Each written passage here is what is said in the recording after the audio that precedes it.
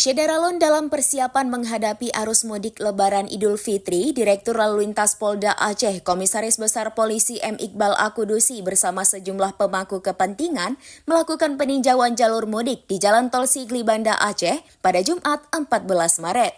Dalam peninjauan tersebut, Iqbal menyampaikan gerbang tol Sibanceh Seksi 1 yang menghubungkan Padang Tiji dan Selimum akan dioperasikan mulai tanggal 20 Maret hingga 10 April 2025.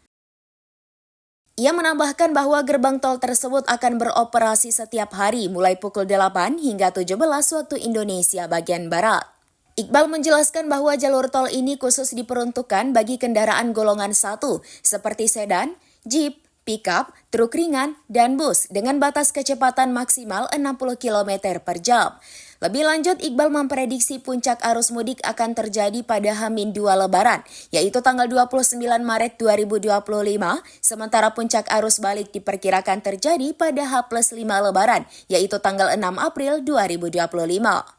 Ia juga menginformasikan bahwa para pemudik dapat beristirahat di area istirahat yang tersedia di kilometer 37 Jalan Tol Padang Tiji Selimum.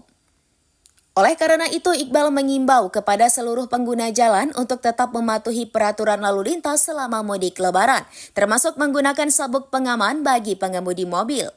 Ia juga mengingatkan pentingnya menjaga jarak aman dengan kendaraan lain dan memastikan saldo kartu tol mencukupi untuk menghindari antrian panjang di gerbang tol.